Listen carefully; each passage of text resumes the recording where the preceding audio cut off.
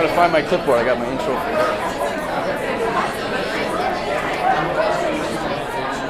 It's over here, I think.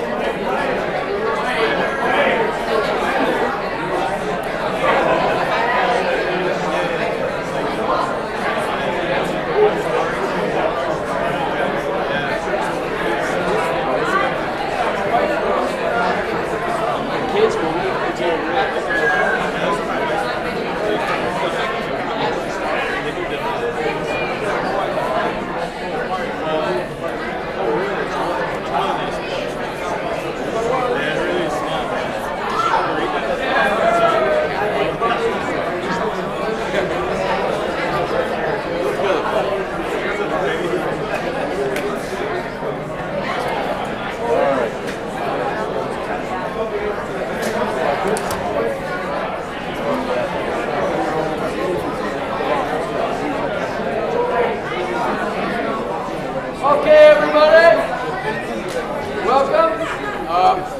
Thank you for being an awesome audience. You know, it's Friday and we're, creeping up on Father's break, and we have special guests here today. That said, I would like to introduce Eric Peterson, the co-founder of Project Headspace and Timing. Eric is dedicated to bringing veterans and the community together.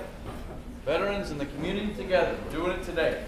Eric joined the Illinois Army National Guard when he was 17. In 2008, he was deployed to Afghanistan with Charlie Company 1178. He served with the security force for U.S. aid in Eastern Afghanistan. He returned to the combat zone 6 times as a warrior and as a medic. Upon return home, Eric has lost several friends to mental health issues. He dedicates his life to ensure veterans connect to community and to good mental health. That said, I welcome Eric Peterson. Thank you, Jimmy. Thank you, everybody. I really appreciate you guys letting me come here and talk for a little bit. So I guess before I start, how's everybody doing today? All right.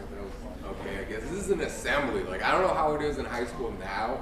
Like, when I was in high school, assemblies were great. We got out of class for a little bit. Like, how many people didn't do homework for whatever class was right now? See, that's a good question. Good job. Oh, somebody raised their hand. Yeah. So, thank you guys. I really appreciate it. I'm going to try to make this a little bit fun. I'm going to need you guys' help, so we'll work together. Like Jimmy said, Project Headspace and Timing. My goal is to try to bring communities and their respective veterans together. We're going to talk about how. So before I get into that, what I'm going to do is I'm going to show a video here that our local news did.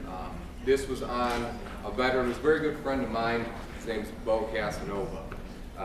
It's about a 5-minute video, so this will kind of lead us in everything here. Am I doing this right?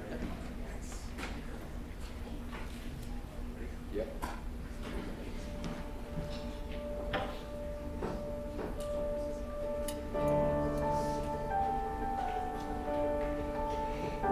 Like me and my sister and whatnot, we were still just young kids, in like second or third grade or whatever.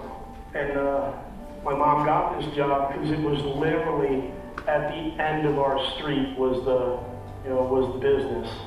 The owner of that business was a big Chicago Bears fan, and he was actually friends with someone in the administration or whatever of the Chicago Bears at the time.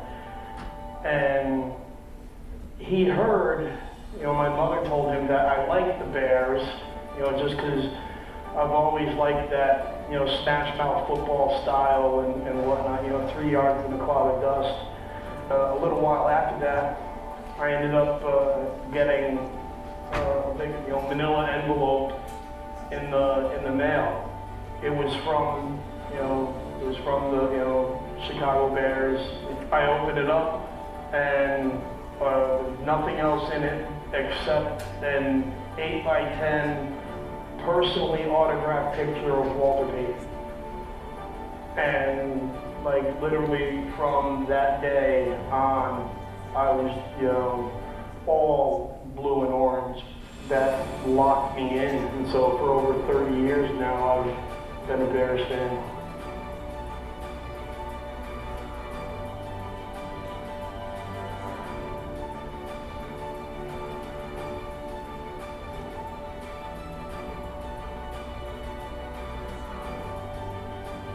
I've known Mo, for a little while, a few years. We were ran together, St. Columbus, and I knew about the things that he's been through, and I know it kind of kept hands on. When he made it through the substance abuse programs, I was really proud of him. And he told me on several occasions that he lost some motivation. And I know that he's a huge Bears fan, and I just thought that with all of those things, maybe by coming out here and seeing the Bears and understanding that he's not going through this alone, that we do know this, I know this, and by celebrating that, hopefully that'll give him a little bit more motivation to continue on the path it's done.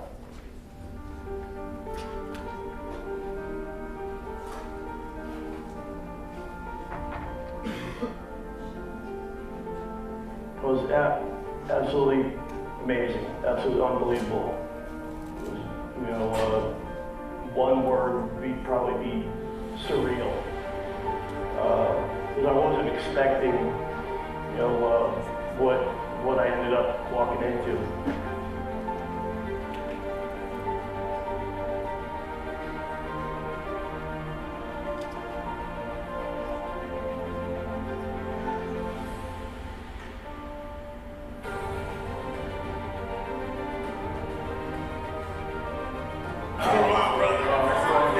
I was just telling my boy that if I got through talk to you, I would tell you, I've been a Bears fan for over 30 years, all the ups and downs and everything, and the second you came on this team, you revitalized it, brought leadership, oh man, everybody's excited, fans are excited. I thought I was just going to come here and watch them play, and I left with, autographs and photographs and his backpack and memorabilia and,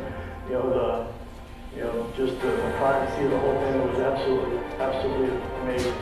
It was amazing because this was put together by a community, and I think it will change his life. I think it'll give him the motivation that he needs, and that was given to him by myself who does know him, but an entire community of people that don't know him. Depending on what time of my life you're talking about, there were times that I didn't think I was gonna, make it through that day, let alone, any future, things to look forward to or you know, fun stuff like this. And then even once I'm out and I come home, you know, I'm just a regular dude.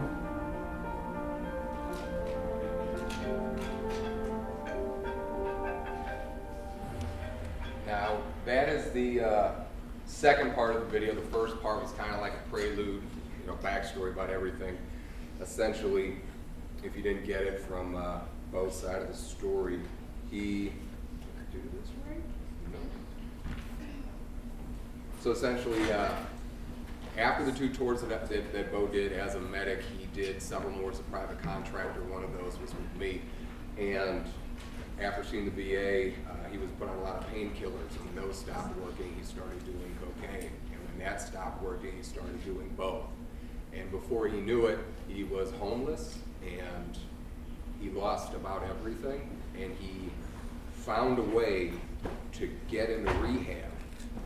And then when he got through rehab, because I've known him forever, you know, I was so proud of him that I flew, with the help of some other organizations, we flew him and his wife out because he loves the Bears, he loves Khalil Mack, and we got him to go out there and meet them.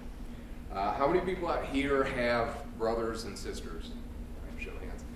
Okay, so about everybody. I have everybody. How many people feel responsible for those brothers and sisters?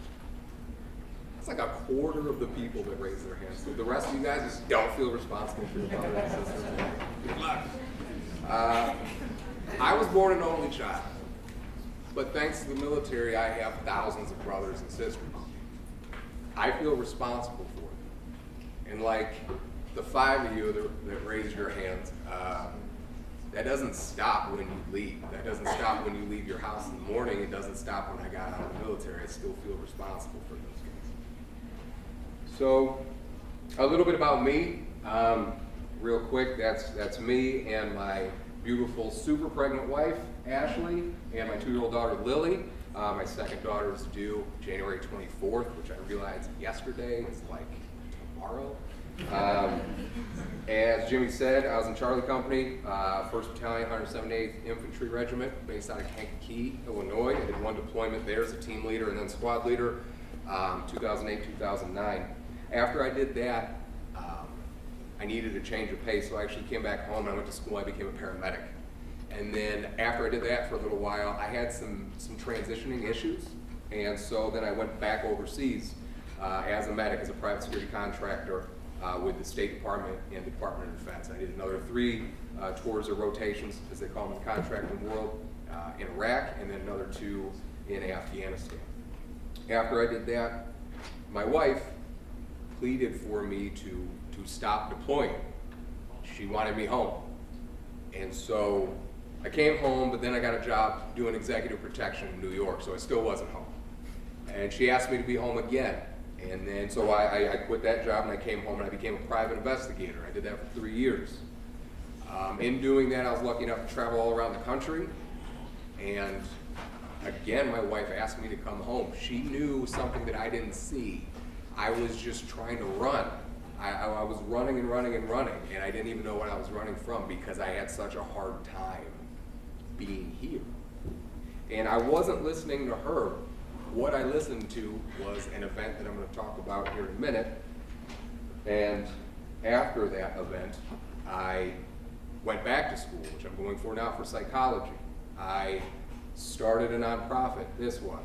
I also got into doing strongman competitions, amateur, because I believe I'm a big proponent of strong mind, strong body. And for me, lifting weights, heavy ones especially, is a great way to meditate, in my opinion. I put on my headphones, I put on my music, and nothing exists outside of those 4 walls. That's how I find my center. And I bring that more into this, and I'll talk about it in a second. Another thing about me, throughout my entire life, I've always been about morale. Boosting morale, making sure that the people around you mentally are just doing okay. Are there any like class clowns in here? Anybody? Your students, your fellow students are going to give you away because they're looking at you if you're not going to win. So I was one of those guys. I always like to crack jokes. I always like to have fun. And I did it because I like to see other people laugh. I like to see other people happy. That didn't stop. So as a contractor, this is one of my teams. I am the one in the Batman mask. You can see that. Dressed for the job that you want, not the job that you have. Over here with my wife, you can see that's my daughter, and it's kind of cropped out of the picture, but that is a castle made out of 404 beer cans that I made. When my wife left for the weekend, she wasn't super impressed by it. Same thing in the military and as a contractor. Were there hard times? Absolutely. But humor is a weapon. It's a very powerful one if you use it correctly. And so throughout all the deployments and everything we ever went through, I know that if I could make my guys laugh, or just keep their spirits up, or just take it away from whatever they were dealing with, I knew that I was also doing a part of my job. As far as our organization, I founded it in 2000, officially this year, unofficially about 3 years ago. Karen Smiatansky, she's our vice chair. She's assistant superintendent of the Veterans Assistance Commission of Kankakee County. Patrick Frinney's our secretary. He's the doctor of physical therapy at Riverside Fitness Center. And Michael Longton is our treasurer, vice president of Windsor Brushes and Rollers. So our beliefs, I've always believed that we live in communities that are super supportive of their veterans. They just don't always know how to show it. And it's also been my belief that I know veterans that need the support of their communities, but they don't know how to ask for it. That may apply to some of you in here too. That's not just veterans. Think to yourself if there was ever a time where you needed some help, but you didn't think you could ask for it. And this isn't the environment for that when you're surrounded by other friends and stuff like that. That's the conversation you have with yourself when you're alone.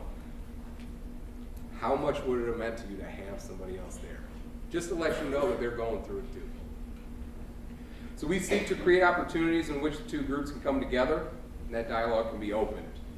Working together towards a common goal and purpose kind of fills a void that's created by leaving service.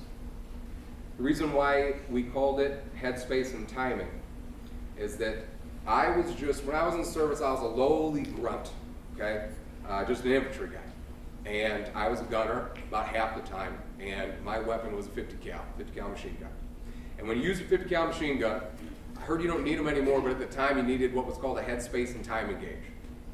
And you needed that to operate the weapon. If you didn't use it, the weapon might not fire at all, or the round could explode in the chamber.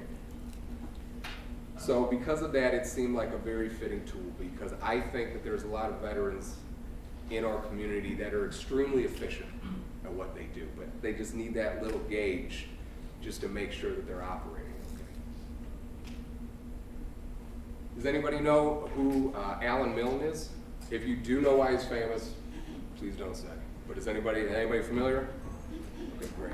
This is also really good. If you guys, since you guys didn't have a chance to see the presentation before me by Zach with Creative Vets, please check this out. This kind of piggybacks off of his amazing presentation.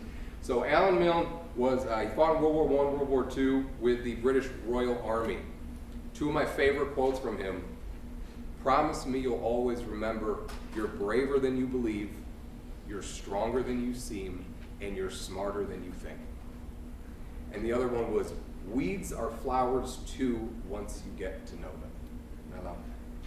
Now, when Alan came back from World War I, he had significant PTSD, which they called shell shock at the time. He had a lot of problems, and he wasn't really sure how to communicate those problems. He had a young son, and he didn't know how he could kind of talk to his son about these things. So he wrote a story. And in this story, he had a lot of characters.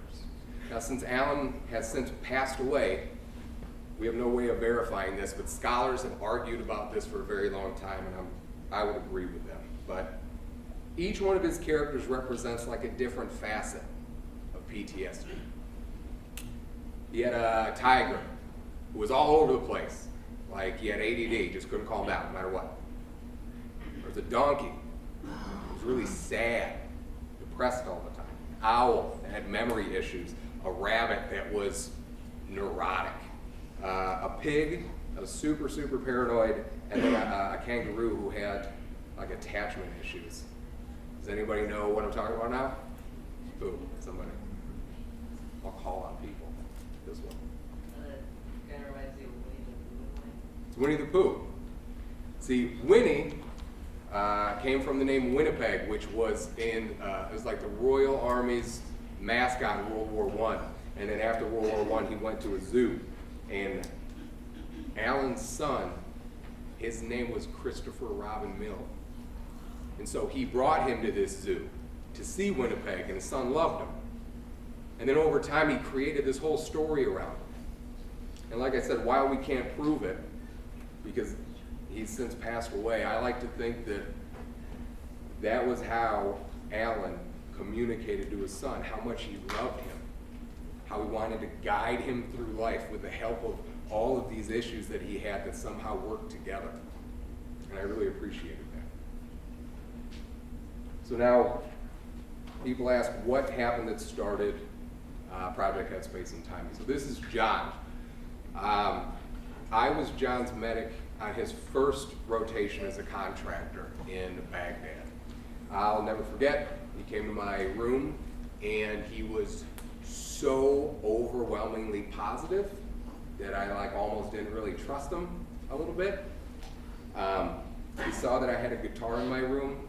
He asked if I knew how to play it. I don't, I'm super bad at it. I can try to play a little bit. But I told him, that I didn't really play that much. And he asked if I wanted to play with him. And I was like, no, and I kept kind of brushing him off. And then he'd keep asking me every once in a while, and finally I kind of let up my guard, and I was like, all right. And so him and I would get together in the little common area every once in a while, and we would just mess around on our busted guitars, which sounds dumb, but when you're thousands of miles away from everything you know and love, John made me feel like I wasn't overseas. He made me feel like I wasn't in Baghdad for 10 minutes. That's profound. That's amazing. He gave that gift to me. Over time, we kind of went our separate ways, and it's just life. It's when you guys leave high school, you'll definitely realize it. If you can't read this, it's February 22nd of 2017. He did this popular post on social media. It was popular at the time. PTSD, who's got my six? Kind of talks about reaching out for mental health if you need help. I was on February 22nd. On the morning of February 23rd, John was on his way to work. He pulled over to the side of the road. He took out his service pistol and he decided to end his life. I wish I could ask him why. But unfortunately, I'll never get that opportunity. That was the event. I was still a private investigator at the time. I was in Detroit. And I'll never forget, the GoFundMe came across my Facebook page. That's how I found out that he died. And my turn came up, and I just kept driving straight. I wasn't paying attention to anything. I was white knuckling the steering wheel. Tears were coming down. I didn't know what to think. I didn't know what to feel. He was so positive. Every cliche you've ever heard about somebody that killed himself was true with John. So I kind of lost myself for a while. I got into a pretty bad place. But when that happened, I quit being a private investigator. I came home because I knew I needed to focus on my family. I needed to focus on being okay at home. So I started volunteering. Started showing up to the veterans home. There's an Illinois veterans home in Mantino. I started showing up there on Sundays with beer, and nobody's told me I can't do that yet. I've been doing that for years, so I'm just gonna keep doing it until they yell at me. Whenever they do different events and stuff like that, I always try to go help them out, but I still didn't feel like I was doing enough. I felt better because I was more connected, but something was still missing. So I read a book by Sebastian Junger called Tribe. In that book, he suggests a Veterans Town Hall. So we did that. Veterans Town Hall was meant to get veterans and the public together to share their emotional perspectives of war. So I went to the veterans home. I talked to a lot of the veterans there who had some pretty incredible stories. I reached out to some of my friends who were local and had some guys come out and speak. It wasn't super well attended, so I was kind of bummed out at first. But the mother of one of the speakers came up to me afterwards and gave me a hug in tears because she said she had no idea what her son had been through and she did not know how to ask. Which sounds super redundant because we have social media. You'd think we'd be better at communicating than ever before, but yet somehow I feel like it's kind of the opposite.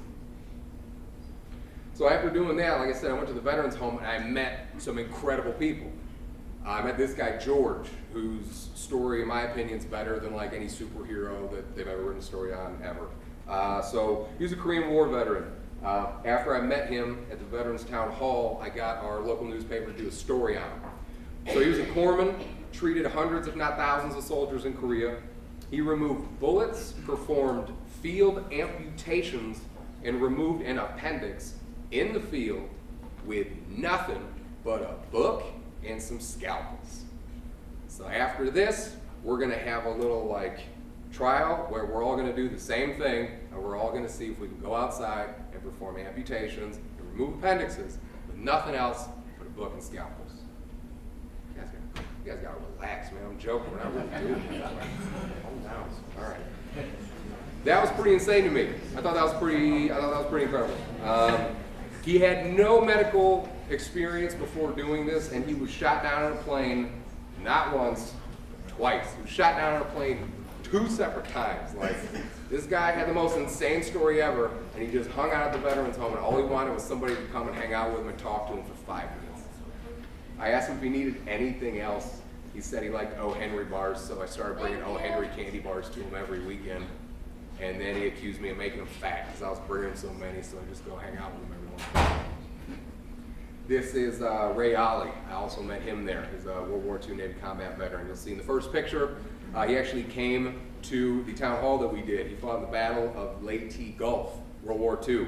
Largest naval battle of World War II, arguably largest naval battle in history. It was the first battle where the Japanese started using kamikaze attacks. Now, Ray sat in the crow's nest, a little bear-looking thing at the very top of the ship, so he saw the kamikaze attacks a lot as they killed his friends. And he had significant PTSD because of that. When they came home, they called it shell shock, and they actually recommended electroshock therapy, which you see in like cartoons and stuff. That wasn't that long ago.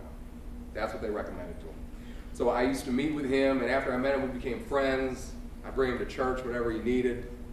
And then his daughter told me that in his garage he had a canoe, not just any canoe, it was his childhood canoe. He had it since he was a kid. It was actually 2 years older than him. He's 97 now, so the canoe's 99 years old. I was beaten down, busted up, and his daughter said that his only dream was he just wanted to sit in it one more time in the water. So with the help of an amazing motorcycle club and shop called Kivens Custom Creations, though they only do motorcycles, I told them the story of this guy in this canoe, and they jumped on board. The whole community started getting on board with funding and everything like that. The ship that he was in, we can only find one picture. It's called the LSM 311. And so on Labor Day last year in Lake Mantino, we surprised him with it. We rebuilt it, we painted it to look just like the LSM 311.